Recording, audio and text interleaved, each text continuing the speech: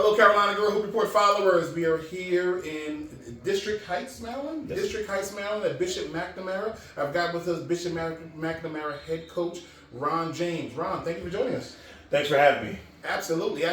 We go way back to those early team takeover days when our daughter was in one of those early workouts. Talk about your transition from being one of the top club coaches in America to now leading one of the top 10 teams in scholastic basketball. Yeah, so it's been a fun ride and a joy, and the school has received me with open arms and providing support, as well as our parent group and definitely our players. A lot of the players play for me during the club circuit time, and some don't, and just shifting to our culture and the way we want to do things has been challenging at times, fun at times, but what you expect from young people and older people coming together. But it's definitely been a joy. The people say keeping the main thing, the girls, the high level of competition, and then obviously get them into colleges and get them on that career path of where they want to go, getting a free education and also preparing for whatever basketball has for them after the collegiate days. You have always been around the top. You've been one of the top guys in Nike, winning Nike Nationals, having all these players.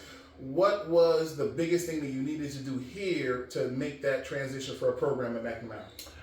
Just continue to emphasize that we're being goal oriented, right, and taking small steps and doing little things so that they become big things. But getting the buy-in to a collective group of people buying into a common goal and establishing that goal, and everybody doing their part day in and day out. And like we like to say, like, let's stack our days. There will be good days, there are going to be bad days, but let's continue to remember what the goal is, remember what our purpose is. And that includes on and off the court, because I definitely believe I'm passionate about basketball and teaching life through the game of basketball, and with young ladies, as I have 3 daughters of my own, and that's where I kind of got myself established and started, and why I just love this game, this girls' game to this day. Absolutely, I've watched a lot of your daughters come through and go on to that next level and be a part of some really excellent teams at the collegiate level. What are some of the things that you preach to young ladies about, getting to this level and then maintaining it? You've, over the years, I think it was maybe Select Events posted that you've had 5 McDonald's Americans in the last 3 years. You always have an elite core of girls that want to be a part of your program and want to learn from you. What are the main things that they have? What are the values that you instill in them and you have as a part of your program? Number one is that they're fierce competitors. Like they thrive and they thirst and earn for competition at a high level. They're hardworking, dedicated, and again, committed to a purpose. And understanding that it's not about what they do individually, but what they do collectively. And I learned this a long time ago from a good friend of mine, and he always stated that there's no individual success without team success. So when you mention those ones that have been honored with a McDonald's All-American selection, they understood the value of team, right? And then their purpose within that team, and whether they lead or whether they're following at different times.